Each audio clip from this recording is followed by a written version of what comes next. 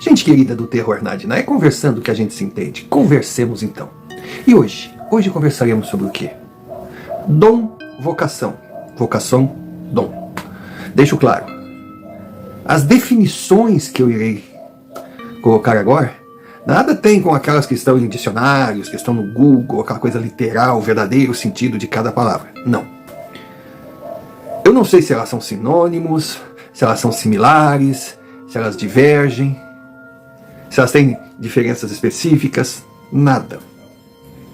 O que eu vou colocar é uma forma que desde há muito tempo eu uso para diferenciar uma da outra. Pode sim ser coisa da minha cabeça. Mas, como eu costumo enunciar?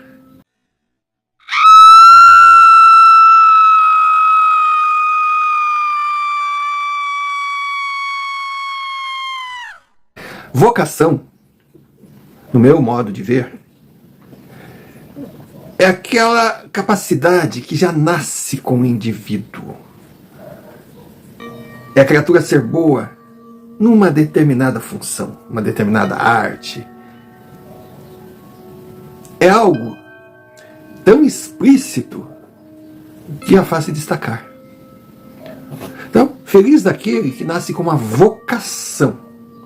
Mais feliz ainda aquele que nasce com uma vocação que irá se destacar naturalmente numa profissão, numa função bem remunerada. Que aí é unir o útil ao agradável. Leia-se, jogador de futebol. Poxa, você pode colocar uma criança que não tem essa vocação, que não tem essa habilidade, esse talento nato, numa escolinha de futebol. Ela vai aprender toda a teoria, mas aquele algo mais, a ginga, o toque, a elegância, a facilidade, ela não vai conseguir. Pois isso só tem os selecionados pela natureza, se é que se pode dizer assim. Então, as portas se abrem graças a esse talento. A vida se torna um caminho mais fácil, principalmente se considerarmos a questão financeira. Mas logo, aquela pessoa, aquele profissional se transforma num ídolo, ganhando fortuna, sendo celebridade. E é triste ver alguém que nasce com esse talento e acaba desperdiçando. Ou por cabeça fraca, ou por farra, ou por consumo de drogas legítimas ou ilegítimas, prejudiciais. A principal ferramenta que eles têm, que é o corpo. Mas, sabe, o cara tem tudo na mão e simplesmente não dá valor. Muitos acabam descobrindo o que fizeram só depois da M feita. É triste. É triste o famoso ditado de Deus deu asa para quem não sabe voar ou não quer voar. Quantos, né? Jogando nas divisões inferiores, se dedicando, treinando, não conseguem nada porque falta a vocação, o talento. Isso vale para música, vale para literatura. Enfim, existem muitos talentos que já nascem fadados a realizar a pessoa, que essa pessoa consiga fazer um trabalho incrível, mas que a remuneração não seja lá essas coisas. Eu não vou aqui enumerá-las para não parecer que eu estou menosprezando a profissão de determinados indivíduos. Não. Mas mesmo aqueles que nasceram iluminados, por ter um talento que dá muito dinheiro, dá fama, dá prestígio, jogaram tudo fora, resta um consolo para quem vê de fora assim que, bom, eles prejudicaram a eles mesmos. Eles não souberam aproveitar. Mas daí nós vamos no que eu acho que é um dom. O dom já é diferente, já é algo maior. Não é só um talento que a pessoa possa usar para facilitar a sua caminhada e fazer que chegue mais longe. Não. O dom é uma missão a cumprir. A pessoa nasce com ele para utilizá-los num bem maior. O dom é uma missão, muitas vezes um karma. Então aquele que nasce com essa característica e desperdiça, ou usa, por exemplo, para benefício próprio, para ganhar dinheiro, para se dar bem, para enganar as pessoas, esse terá que pagar. Pagará muito caro, com certeza. Aqueles que têm, sabe, o dom da oratória, aqueles que têm a força de conseguir atitudes ou palavras que podem mudar a vida de muita gente, aquele que pode encaminhar pessoas para um futuro melhor, e simplesmente não o faz, ou até mesmo usa para escravizar pessoas e lucrar com elas. Então é o dom, é a vocação, na minha forma de ver. Repito, não é uma definição literal, e eu respeito quem discorde. Mas o vídeo que agora começa, o relato que agora começa, que eu peço que assista até o final, fala justamente sobre isso. Então assista. Preste muita atenção nas entrelinhas e tire suas conclusões. Porque, afinal, esse é o objetivo do terror Nadina, daquele que é Nadina, que pertence à nossa família. É ter muitas dúvidas, querer respostas, mas não se atirar à vala comum do perguntar. Não. Optou em interagir, aprender no dia a dia, na convivência, e aqui, lógico, com experiências vividas de gente igual a gente. Senhor Romário, espero que esteja tudo bem com o senhor, com seus familiares, seus entes queridos, e também para os inscritos do canal, que porventura venham assistir, ou quem sabe até não assistir, o relato que se segue. Relato esse que não foi uma experiência vivida por mim, mas na verdade é a vida que eu preciso viver. Bom, o meu nome é Zé Roberto, eu sou o Zero. Devido à combinação, acho que lá nos primeiros anos de escola, um coleguinha me colocou esse apelido sem querer, porque antes eu era o José Roberto, depois eu fui o Roberto, depois eu fui o José, depois eu fui o Zé, depois eu fui o Zé Rô e acabei Zero, e Zero ficou. Aí vieram, lógico, as piadas, né? O zero à esquerda, o zero nisso, o zero aquilo, nota zero, mas eu sou o Zero. E acostumei a ser o Zero. Porque com certeza o zero não é o final de nada, mas é o início de tudo. Pelo menos foi esse consolo que eu usei para conviver com esse apelido.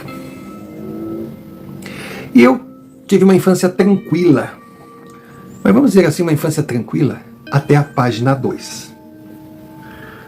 Porque de um determinado tempo da minha vida, não sei precisar quando, eu sei que foram nos primeiros anos de vida, eu comecei, segundo me falaram meus pais, meus irmãos, meus tios, aqueles que conviveram comigo, a demonstrar ser algo diferente ou ter algo diferente. Eu conversava com o ninguém. Eu enxergava o ninguém. Claro, aí o senhor vai dizer, não, isso aí não... Milhares, milhões de crianças, talvez até uma maioria, não se tem os cálculos, os números, passam por essas fases, porque a criança enxerga o que o adulto não enxerga, a pureza da criança a leva com facilidade a outros universos, a criança atrai o que para nós é desconhecido, às vezes por bem, às vezes por mal, é coisa de criança. Sim, eu concordo, toda criança tem seus amigos invisíveis, tem o seu mundo paralelo, toda menina tem a torre do castelo, onde ela é a princesa esperando um príncipe. Todo menino fará o gol do título no último minuto da partida e correrá para o abraço. As fantasias infantis, que muitas vezes não são fantasias, mas que o adulto não consegue mensurar, entender, enfim. Porque o adulto, ao crescer, ele foi se afastando da ingenuidade que tem a força de abrir portais. Eu sei tudo isso. Só que, segundo consta, eu não era, digamos assim, uma raridade por determinadas situações. Não, eu era pelo conjunto da obra e a forma que se desenhava. Bom, que eu me lembre, O primeiro acontecimento que me marcou foi eu estar brincando com meus irmãos, com meus primos, e apareceu um cachorro grande, lá na minha casa. Nós estávamos no pátio e fomos todos brincar com ele. O cachorro era muito bom, o cachorro era muito legal.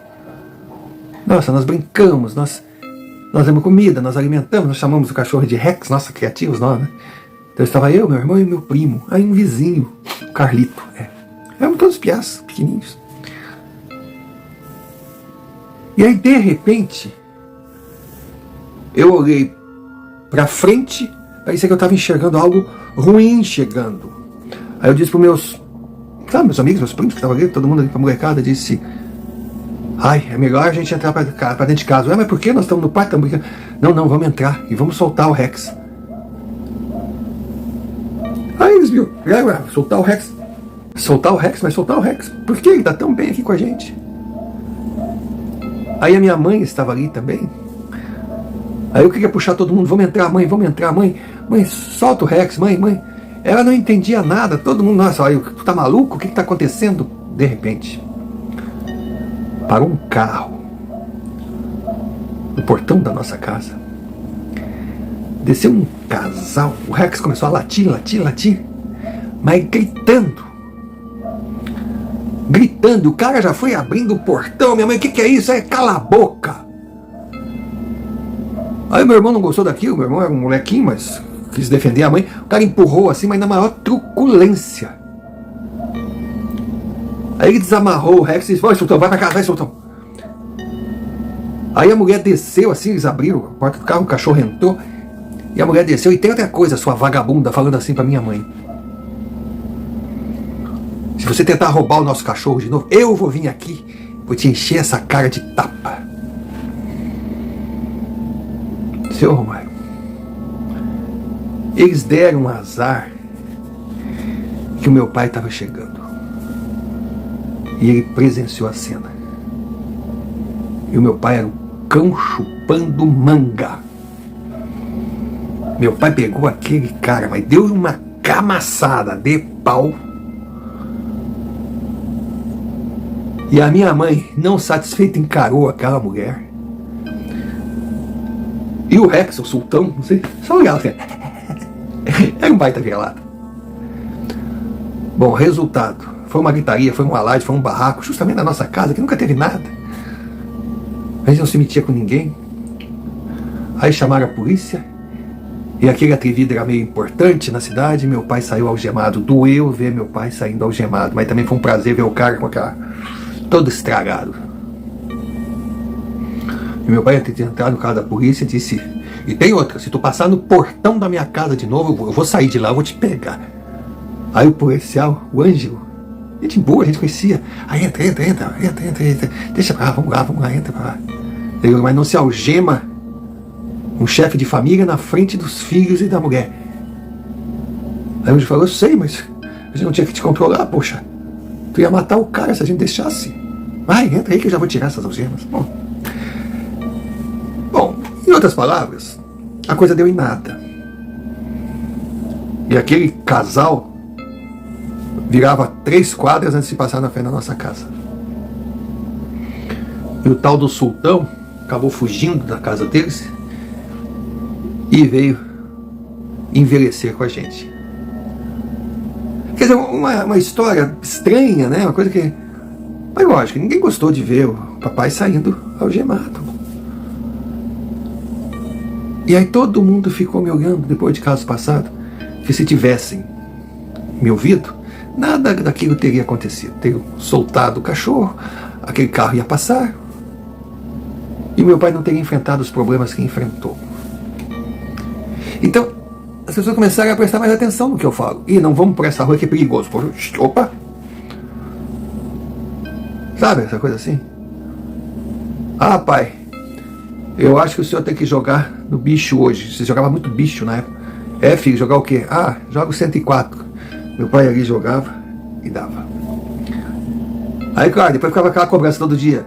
Filho, que não vai dar hoje, filho, que não vai dar hoje, filho. Mas é claro que não era assim. Eram coisas que vinham. E outra que eu lembro, meu avô havia falecido. Eu nem o conheci. E aí eu estava em casa com a minha mãe.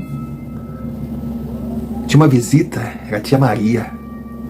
Ela estava lá costurando, fazendo umas coisas. Aí eu vi o meu avô sentado numa cadeira de balanço que nós tínhamos na sala, e eu conversando com ele. E aí a minha mãe veio: ô Zé, o que está acontecendo? Não. O vovô está me contando uma história linda. Aí essa tia Maria perguntou: que vovô? Ah, o vovô Enzo que está aqui conversando comigo. Olha, tecnicamente, a tia Maria, minha mãe já não, minha mãe já me conhecia, teria tudo para me chamar de louco. Só que ela não conseguiu explicar como é que eu consegui descrever o vovô Enzo exatamente como ele era, até as roupas que ele usava uma camisa xadrez, uma calça, aquelas calças de tecido, um chinelão, sabe? Tipo um chinelo de couro. E o que chamava a atenção era um cinto que ele tinha com a fivela escrito Enzo.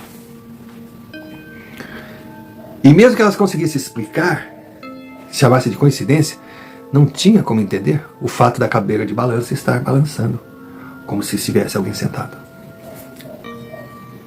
Então, aos poucos, Sr. Mário, eu comecei a entender que eu era diferente. Nossa, eu tinha muitos pesadelos, era horrível. Foi quando a minha mãe resolveu me levar num centro. E lá eu comecei a desenvolver a minha capacidade. Aquilo deixou de ser uma tensão, deixou de ser um peso. Eu comecei a entender. Eu participava de reuniões. Os mais velhos me falavam como era, como não era, por que era. Que eu era o que eles chamavam de médium. E que existiam os médiuns que conseguiam enxergar, outros ouvir, outros sentir a presença. E que eu tinha um dom especial, que eu era tudo um pouco, eu conseguia enxergar. Eu via pessoas caminhando, me cumprimentando. Era incrível. Assim, na rua, eu andando na cidade, no centro da cidade, uma cidade média, grande até, eu via carroças passando. Eu via gente chegando com o cavalo, apeando, amarrando o cavalo, assim, nos locais que existiam naquela cidade, inclusive com como é que eu vou dizer, tachos longos, assim, que tinha água para os animais tomar água. Eu vivia assim, eu enxergava aquilo. Mas não era sempre. E não era uma coisa que dependia de mim. Mas passou a ser algo natural na minha vida. E com o tempo eu fui entendendo que eu não tinha o poder de premonição. Eu tinha coisas assim, palpites. E que eu enxergava muitas pessoas, mas me comunicava com poucas. E dificilmente se repetiu aquilo que aconteceu de eu ver e conversar com o vô Enzo. Mas a vida seguiu. Eu fui crescendo. E aos 20 anos, o meu dom já diminuía um monte. Aí vem aquela questão, eu deixei a fase da infância, né? De repente peguei a maldade adulta. Então eu era assim uma pessoa quase normal. Não sei se a palavra vai. Conheci Natália. Namorei um tempo, achei que era a mulher da minha vida, eu estava apaixonada, foi o primeiro amor, levei um pé na bunda. Depois veio a Clarice, ela acabou se apaixonando por mim, e foi a minha vez de dar um pé na bunda. Eu não conseguia sentir por ela o que eu tinha sentido por Natália. Depois veio a Mariana, que foi um namoro muito legal, mas não tinha aquilo assim que justificasse ficar juntos. Até que veio a Rafaela. Aí, Rafaela, eu já estava com meus 22 para 23 anos, ela 20 anos, nós nos conhecemos, o namoro foi rápido, casamos.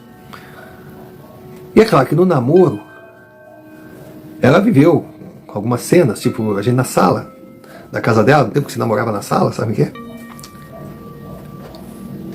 Aí de repente ela conversando, ela olhou pra mim, eu tava quieto. Aí perguntou o que eu tinha, eu digo, que é essa senhora que tá aqui me olhando? Não tem senhora nenhuma. Eu disse, tem sim. Ela é assim, assim, assada. Ela disse que o nome dela é Elvira. Nossa. Rafaela chamou a mãe dela e coisa. Bom, depois eu fui saber que Elvira era uma vizinha que, nossa, se tornou um membro da família. A Rafaela cresceu na casa dela, era uma pessoa linda que de repente, do nada, adoeceu e tinha falecido há uns anos atrás. Aí começa aquilo tudo de novo, eu tenho que explicar para minha sogra, para o meu sogro. Enfim, é um karma. Não é fácil. Mesmo eu desenvolvendo, mesmo eu estudando, mesmo eu sendo acompanhado, era grande demais. Mas, como a gente costuma falar, a gente acostuma com tudo. Com o bom, com o ruim, com o chato, com o inexplicável, com o pesado, com o leve, com o divertido, com o triste, enfim. A gente vai se adequando. E foi o que aconteceu comigo. O tempo passou, casei. Estava morando numa boa casa, tocando a minha vida, frequentando o centro, estudando muito. Mas, sentindo a coisa assim, ser mais natural, mais leve. Mas era um inferno. Tinha dias que, olha, eu não quero entrar muito em detalhes, não quero assustar ninguém. Se alguém por acaso conviver com essa situação, saiba que parece ruim, mas não é. Parece complicado se conviver, mas não é. Procure um centro espírita, procure pessoas que realmente estudam, pessoas sérias, vai desenvolver. Isso é um dom. E você não recebeu esse dom de graça. Alguma missão você tem. E eu lembro que eu morava num bairro retirado, bairro muito legal, bairro novo, sabe aqueles bairros novos, de loteamento, uma boa casa, minha casa era muito boa. Mas para chegar no meu trabalho era uma esticada. E tinha um farol, não sei como é que vocês chamam, se é sinaleiro, se é sinal, esses faróis de trânsito. E tinha duas meninas, meu Deus do céu. Eu achava as duas um anjo, dois anjos. A mais velha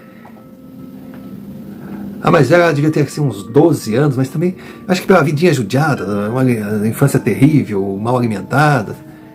Ela parecia 9, 10, ela não parecia uma mocinha de 12, não. Ela era a Valéria.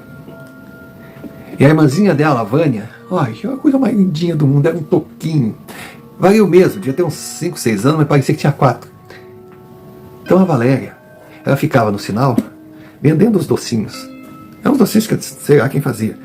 Enquanto a Vânia ficava sentadinha na calçada assim, ó. Se você falasse com ela, ela falava com você. Se você não falasse, ela não falava. Se você desse oi, ela oi.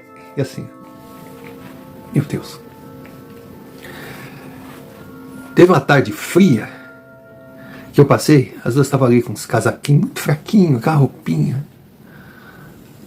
Ai, eu não aguentei. Eu comprei o pote de doce todinho delas e disse, ó, vamos pra casa. Pronto, você já cumpriu. Nossa, elas saíram de uma felicidade. Aí no outro dia eu passei lá, mas olha, eu fiz um rancho de roupa para elas. Eu tinha mais ou menos noção de qual era o tamanho. Bom, a Rafaela estava comigo. Mulher tem mais facilidade para isso. Quando elas viram aquelas roupinhas, aquelas coisas, meu Deus, elas não acreditavam. Agora, o que elas mais gostaram foram duas bonequinhas de pano que eu comprei, uma para cada. Quem disse foi Rafael, vamos levar essas bonequinhas? Eu disse, não, poxa, gastar com boneca, elas nem brincam mais. Vamos levar mais roupa. Rafael olhou assim, vai por mim. Por mais que uma mulher cresça, ela não deixa de ser menina e não deixa de gostar de brincar de boneca. Quando eu dei aquelas bonecas, olha, quase que elas deixaram as roupas para agarrar a boneca. A Vânia, então, meu Deus, ela me abraçava aquilo. Como eu gostava das duas. Aí passou o tempo, eu comecei a perceber que elas não estavam mais ali. Até comentei com o Rafael, eu digo, nossa, cadê as meninas? A Rafa disse, mas isso é assim, elas trocam de sinal. Isso faz parte. E como a Rafaela sempre acertou, minha mulher é espetacular. Eu deixei pra lá. Aí, seu Romário, uma certa noite, Era mais ou menos umas 9 horas, 8 e pouca, sei lá. Eu sei que na época se assistia muita televisão, só tinha televisão na época. A TV aberta. A Globo era a rainha das telecomunicações. Meu Deus, era a formadora de opinião mais incrível que pareça. Nós estávamos assistindo a Bandeirantes. Não estávamos assistindo a Globo, não. Eu gostava mais do Jornal da Band. Aí, de repente, eu vi me chamar, bater palma e me chamar. Eu vi, me chamava pelo nome. E repetidas vezes. Senhor Zero! Senhor Zero! A Rafaela estava na cozinha. Ou estava no banheiro, não sei. Bom, pelo som que eu imaginei ouvir, podia ser até que ela estivesse no banheiro, porque eu estava atento ali na televisão, na notícia. Mas aí quando eu vi que a Rafa não vinha, eu levantei e abri a porta. Quando eu abri a porta, Senhor Romário, eu gelei. Eu vi aquelas duas meninas, mas eram elas e ao mesmo tempo não eram. Elas estavam em pé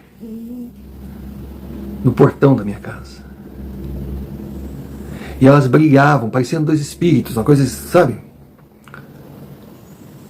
Eu já tinha visto muitas cenas iguais. Não seria isso que me surpreenderia, eu apenas fiquei em choque de vê-las assim. Eu olhei e digo, ai meu Deus, não pode ser. Aí Valéria sorriu, pegou a mão de Vânia. Elas viraram as costas e entraram num carro.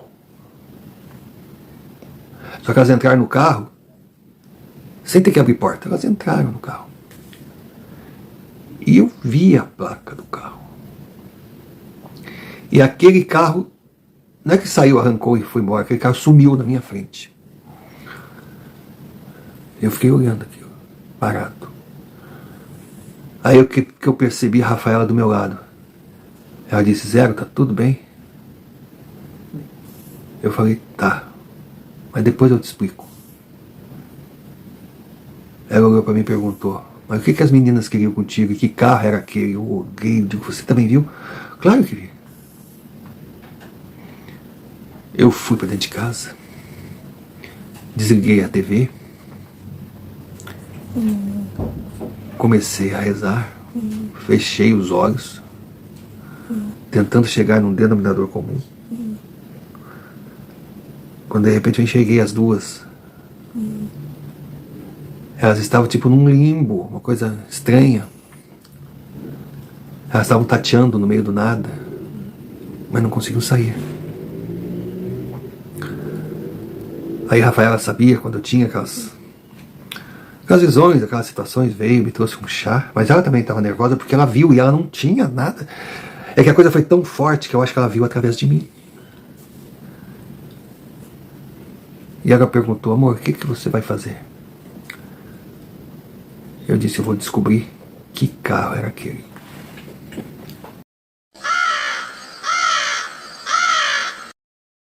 Pausa para um pedido, necessária por ser muito importante para o canal.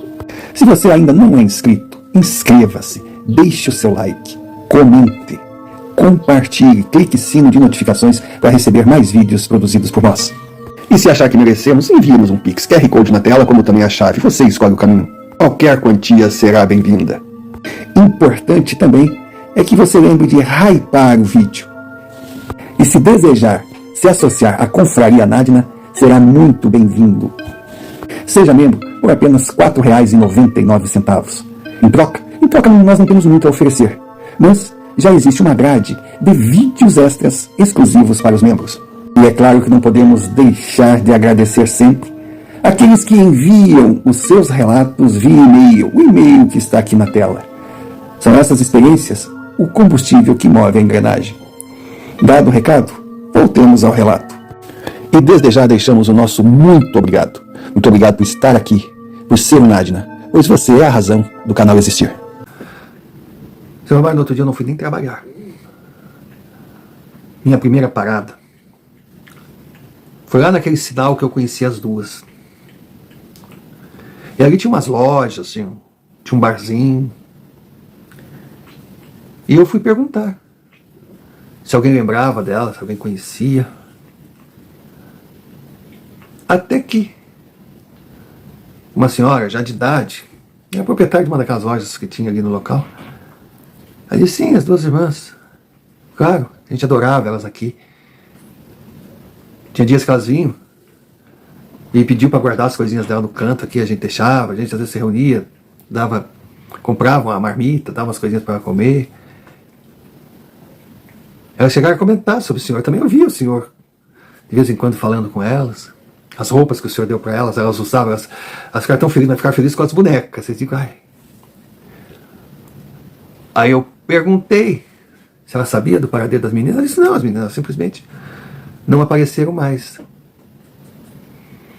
Mas a Valéria um dia me falou onde elas moravam. Eu não tenho certeza da casa, coisa, mas eu sei onde é que é a rua, o bairro, explicou, eu sabia onde é que era. Lá longe, lá na periferia da periferia do subúrbio. E eu fui. Fui tranquilo, era um lugar simples, de gente humilde, mas não era um lugar inseguro, perigoso, não, eu fui. Aí cheguei, fui perguntando para as pessoas, aí me indicaram uma casa muito simples. Aí eu bati. Quem me atendeu foi uma senhorinha já bem idosa. Aí eu perguntei se a Valéria e a Vânia moravam ali. Ela, quem quer saber? Quase foi fechar a porta. Eu disse, senhora, por favor, não feche a porta. Elas moram aqui?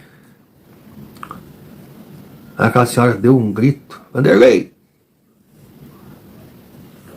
Aí apareceu um homem, mais ou menos da minha idade. Pois não. Não, eu queria saber se é aqui que mora a Valéria, a Vânia. Quem quer saber? Aí eu expliquei. Eu disse, entra, por favor. Aí eu entrei, uma casa simples, mas bem arrumadinha, bem... Aí ele me contou que aquela senhora era a avó dele, que era a avó dele que criava as duas irmãs, as duas meninas. Depois que o seu pai foi pra cadeia, não voltou mais, e a sua mãe caiu no mundo, deixando elas ali. Então, elas viviam com dificuldades. Aquela senhora fazia os doces, os salgadinhos para elas venderem, a família ajudava, mas a família também não era uma família de muitas posses. Só que as meninas tinham desaparecido. E depois desse sumiço, ele veio para morar com a avó, para ajudar a avó a seguir. Mas estava complicado, ela estava muito triste, sentindo a falta. Que foram na delegacia, deram parte, deram isso, deram aquilo, mas poxa, ninguém deu muita atenção para duas meninas que ficavam embaixo de farol vendendo mercadoria e desapareceram. Isso acontecia todos os dias. Aí que eu olhei para ele, mas poxa, mas vocês não têm nenhuma pista, não? Nada. Aí ele me levou até o quartinho das duas. Aí eu vi aquelas duas bonequinhas ali. Nossa, em cima da cama. Aí eu comentei que tinha sido eu que tinha dado as bonequinhas. Quando eu comentei isso, a senhorinha, nossa, virou minha amiguinha de infância. Ai, foi o senhor. Ai, nossa, como elas adoravam. E as roupinhas foi o senhor também. Oh, muito obrigado. O senhor não sabe como elas ficaram felizes. Ai, a Vânia andava com essa boneca de um lado pro outro. A Valéria já era um pouco maiorzinha, mas quando a gente não estava olhando, ela ficava ninando. Ai, as minhas netas deixam muita falta, e já começou a chorar, e aquilo começou a me tocar, e eu digo, meu Deus do céu. Até o rapaz, que olhando assim, dava para sentir que não era assim, vamos dizer, flor que se cheire. Tinha lá seus problemas, não gostava muito de trabalhar, tinha envolvimentos nisso e naquilo. Mas ali, eu fui bem recebido, eu era da família. Então eu percebi que não iria muito longe partindo de informações da família. Eu fui atrás da tal placa. E não foi difícil de encontrar. A placa pertencia ao Argemiro, Doutor Argemiro. Doutor Argemiro, um comerciante respeitado, um homem já de seus 40 anos, pai de 3 filhos, com uma netinha, casado, enfim. Ele tinha a ficha corrida mais pura do que alma de um recém-nascido. Mas eu fui na loja dele. E quando eu olhei pro cara, eu vi que todo aquele know-how, toda aquela imagem, escondia algo bem estranho. Quando eu olhei para aquele cara, eu vi uma figura estranha, eu vi uma coisa... Aí veio todo sorridente, coisa, oh, boa tarde, boa tarde. Do que eu posso servir? Eu disse, eu quero falar com a Valéria e com a Vânia. Ele se transforma. Quem?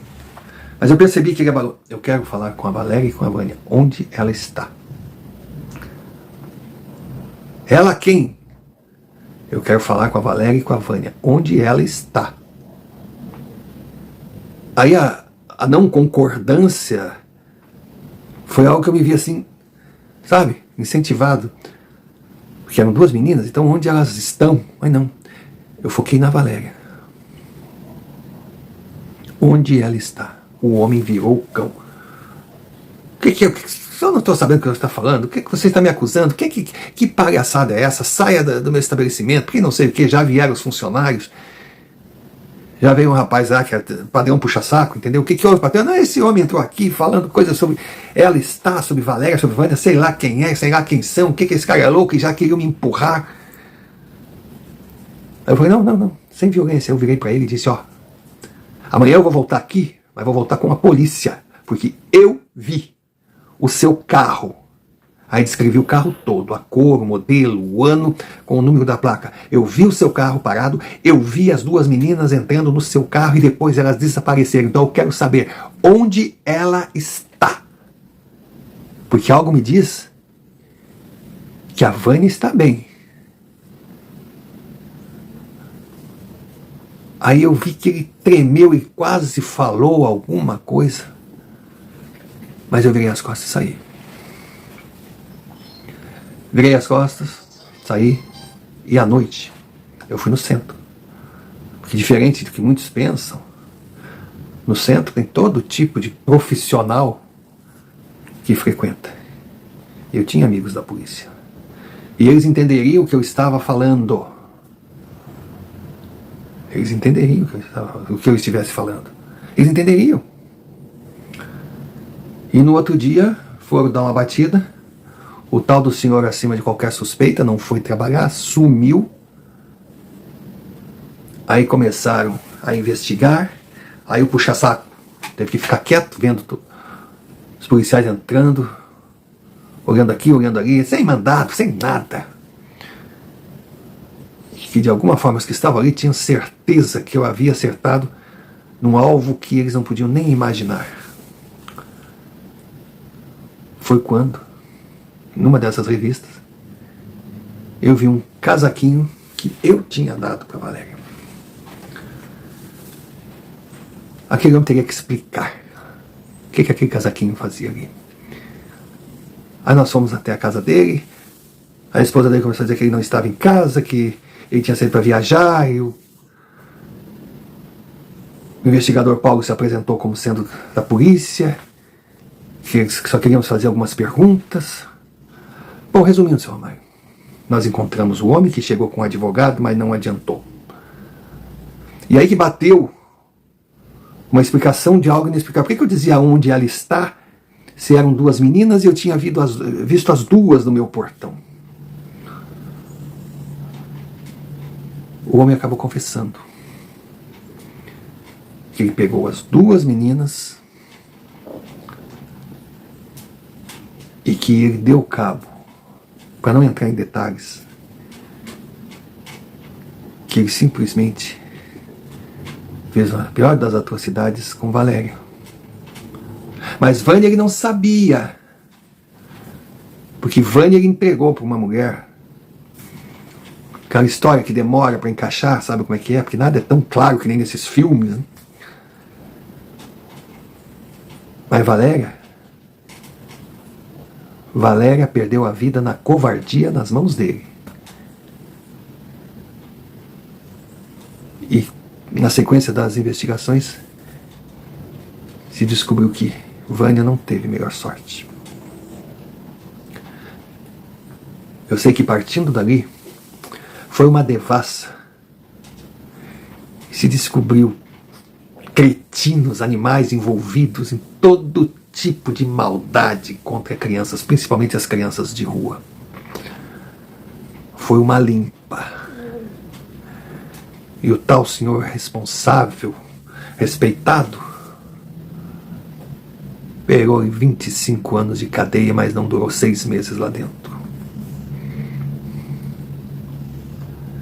Pois é, seu Romário.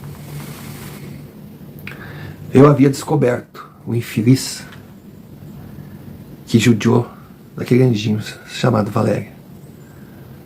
Mas faltava descobrir onde estava Vânia. Foi ali que eu pude sentir que a Valéria não foi bater no meu portão para pedir ajuda para ela. Que ela não me mostrou o carro para que eu prendesse aquele criminoso pura e simplesmente. Não. Ela queria saber onde estava a sua irmã. E graças a Deus, através das investigações, nós descobrimos as 2 covas clandestinas, os 2 buracos que aqueles 2 anjos tinham sido enterrados. Podemos pegar os restos mortais das 2, dando-lhes um enterro digno e uma última morada com a qualidade que elas realmente mereciam. Seu Romário, aquela última morada foi utilizada por 3 pessoas, porque logo em seguida a vozinha delas tinha ido também.